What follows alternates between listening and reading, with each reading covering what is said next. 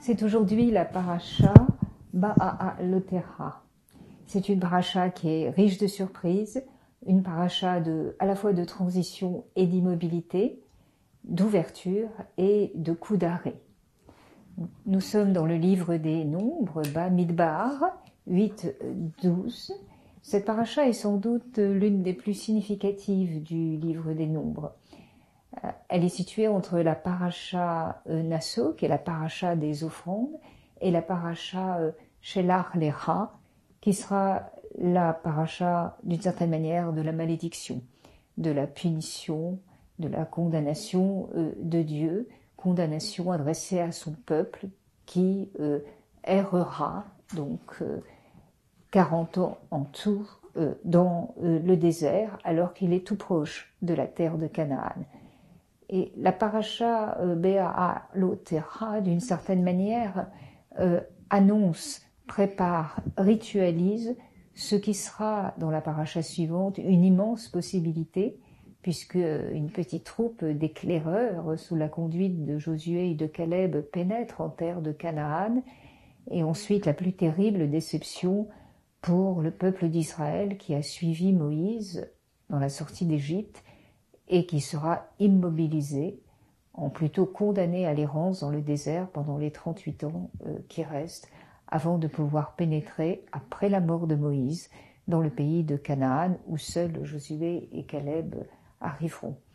Donc cette paracha est véritablement celle de tous les possibles et celle d'une relative fermeture.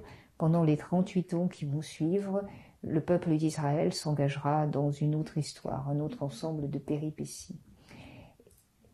Nous sommes donc dans le Sinaï, si je puis dire, Moïse à la tête de son peuple, Moïse à la tête d'Israël. C'est le second mois de la deuxième année après la sortie d'Égypte. C'est pour ça que je parle de 38 et 40 ans, bien que ces significations ou ces quantités, ces indications temporelles n'aient pas beaucoup d'importance. Et cette paracha est, comme je vous l'ai dit, un temps de pause, de stase, d'installation, d'établissement en quelque sorte pour ce qui devrait être le grand départ et qui s'avérera en fait se convertir en condamnation à l'arrêt sur place, c'est-à-dire dans la paracha Ba'alotera, on se met en route en quelque sorte, on se met en marche. C'est une formule qui est très importante pour guider le déroulement de cette paracha. On se met en marche pour entrer dans l'histoire de Canaan, et non pas simplement dans l'histoire de la sortie d'Égypte. Mais cette histoire est immobilisée pour un temps très long. Cette installation dans le désert, cette ritualisation, installation du tabernacle, allumage des bougies, allumage plutôt des lumières du candélabre, eh bien, cette installation est aussi une façon de reprendre toute l'histoire de la sortie d'Égypte. Et vous allez voir de quelle façon de très nombreux épisodes qui avaient marqué la sortie d'Égypte, la prise des premiers-nés, la rançon exigée de Pharaon portant sur les premiers-nés de la race d'Israël et race des Égyptiens. Ensuite, l'affaire de la révolte du peuple d'Israël qui exige d'avoir mieux à manger, d'avoir de meilleures choses à manger, plus diversifiées comme on dirait aujourd'hui. Comment cette sorte de récrimination qui accompagne Moïse pendant tout le séjour dans le désert est reprise dans cette paracha, comme si tous les thèmes fondamentaux qui avaient déjà marqué, qui avaient déjà été introduits dans les 2 premières années de ce parcours dans le désert, eh bien étaient en quelque sorte recyclés, ré-racontés, installés, stabilisés comme des éléments d'histoire fixe avant de s'orienter vers autre chose dont on sait maintenant que ce sera considérablement retardé. Venons-en donc au premier thème. Moïse et Aaron. Le début de la paracha est tout à fait illustratif de l'importance de ce thème qui est d'emblée signalé. l'Éternel parla à Moïse en ces termes, parle à Aaron, l'Éternel parle à Moïse, et lui dit parle à Aaron, et dis-lui, quand tu disposeras les lampes, c'est vis-à-vis de la face du candélabre que les 7 lampes devront projeter la lumière. Donc c'est ce que fit Aaron. Aaron, il monta d'une certaine manière pour allumer pour allumer le candélabre, et cette transmission de paroles entre Moïse et Aaron, qui est particulièrement présente dans la paracha que nous regardons aujourd'hui, est un thème qui accompagne constamment l'apparition de Moïse, enfin les premiers contacts, les premières relations, si je puis dire, entre Moïse et l'Éternel.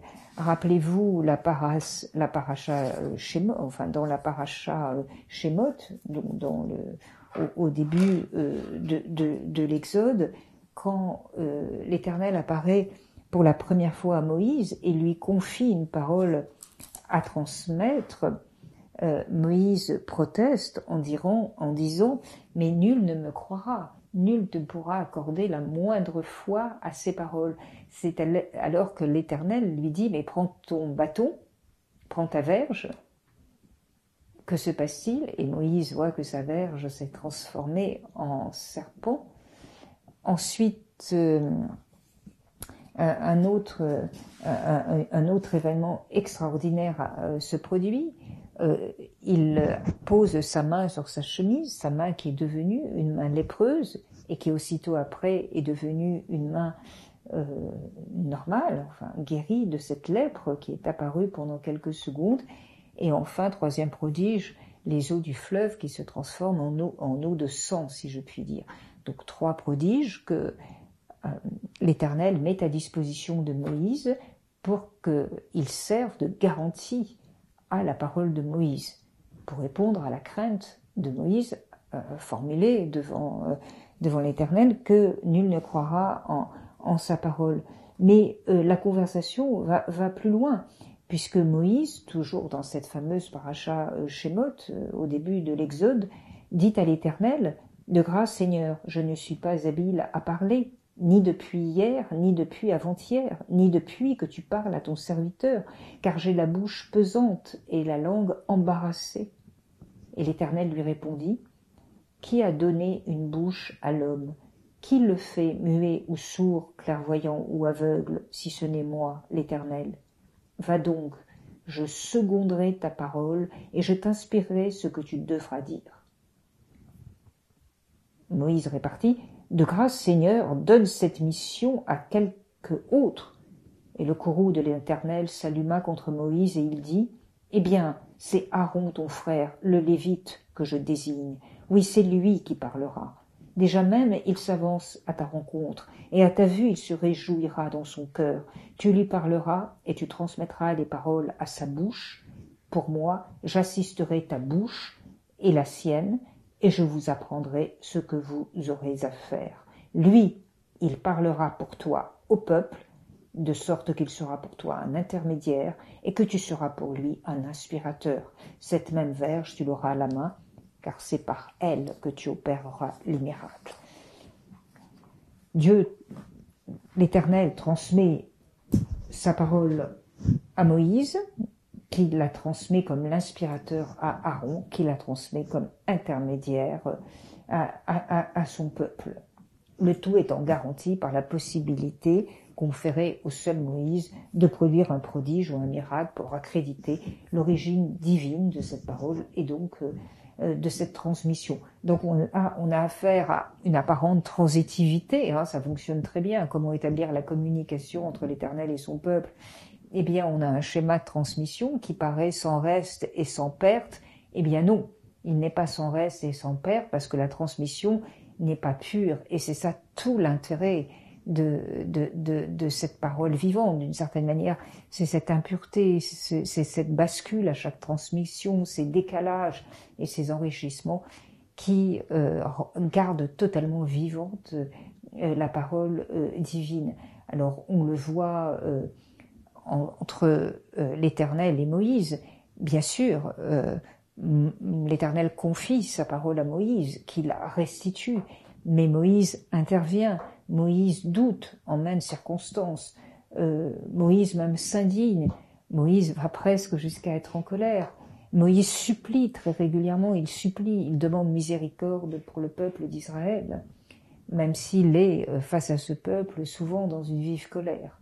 Et de même, entre Moïse et Aaron, la parole ne se transmet pas pure, sinon l'épisode du veau d'or n'aurait jamais eu lieu, sinon l'épisode de la médisance, la mauvaise parole que prononcent Myriam et Aaron à la fin de la paracha n'aurait jamais eu lieu. Donc la parole n'est pas transparente, et je ne parle même pas de la parole d'Aaron au peuple d'Israël. Cette parole est constamment troublée, décalée, et pourtant ça s'est révélé au fil des siècles et des millénaires la plus solide des transmissions. Elle est toujours là, elle dit l'essentiel, elle ramène constamment à l'essentiel, et elle a maintenu le lien entre l'Éternel et son peuple. À cet égard, ce qui se passe, ce petit incident, ce petit fait divers qui défraie la chronique en ce temps comme dans le nôtre, qui se produit à la fin de la paracha, est très significatif, puisque Aaron et Myriam vont médire de la femme de Moïse, en lui reprochant d'avoir épousé une Éthiopienne, cette fameuse femme couchite que l'on voit apparaître à plusieurs reprises dans l'Exode, et qu'il aurait, semble-t-il, répudié. Le commentaire de Rachi sur cette paracha est extrêmement détaillé sur cette question. Mais cette médisance, à propos de cette femme, de ce lien, de ce mariage, dont sont issus plusieurs enfants, les enfants de Moïse, est évidemment une atteinte, une portée à sa filiation et indirectement à la transmission, au schéma de transmission que je viens d'évoquer.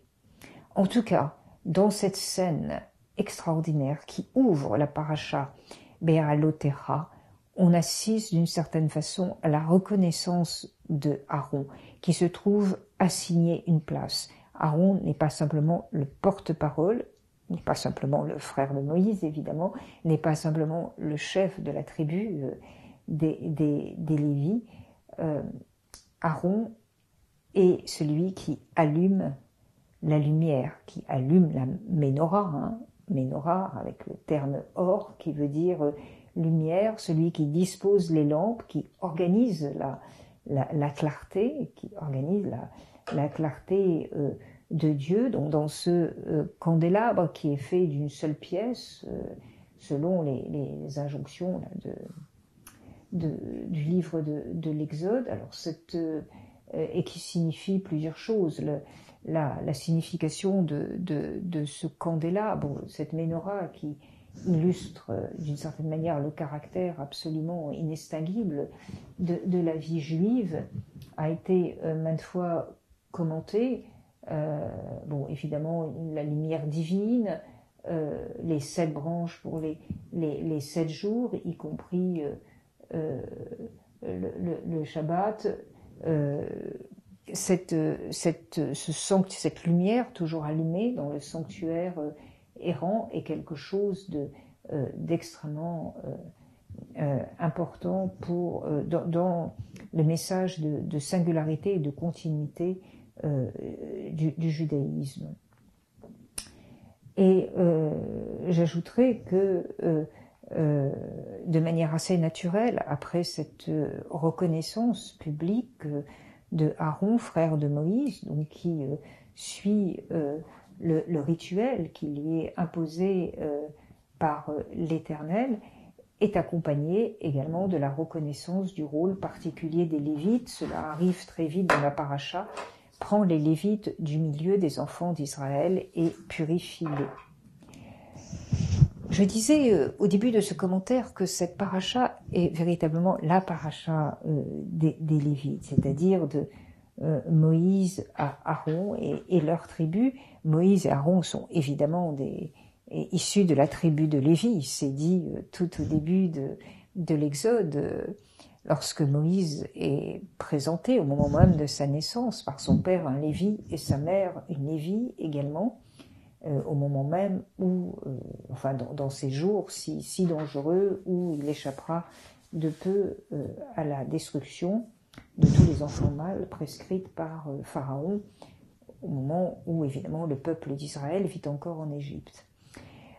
Que demande-t-on aux Lévites? Eh bien, de se purifier, de se présenter devant le peuple d'Israël, d'accomplir les offrandes, enfin toutes les procédures et rites expiatoires, et d'une certaine manière d'être consacrés au service du tabernacle, mais également qui deviennent de ce fait ceux qui accompagnent le peuple juif, c'est-à-dire ceux qui seront les intermédiaires les plus directs entre Aaron et le peuple juif. Et Manitou, d'ailleurs, a insisté, le philosophe et commentateur, a insisté sur le fait que dans cette paracha, le rôle des Lévites était clairement un rôle d'accompagnement du peuple. Ils sont en quelque sorte réservés pour Dieu, les Lévites, parce qu'ils servent de garantie et de moyen de rendre effectif également ce devoir de transmission qui est une obligation faite à tout le peuple juif, mais en particulier à ses premiers-nés. Donc il y a une sorte de dette fondamentale. Là, il n'y a pas du tout question, comme dans le christianisme, d'un péché originel. Non, il y a une dette fondamentale qui est cette rançon-là, cette obligation. Je t'ai libéré, donc d'une certaine manière, je t'ai créé comme Israël, le peuple d'Israël. Bon, ça depuis Jacob, mais enfin d'autant plus depuis la libération d'Égypte, puisque avant c'était un peuple, maintenant c'est un peuple acteur de son histoire et auteur d'un récit de la liberté. Et pas du tout un rapport de créateur à créature, mais un rapport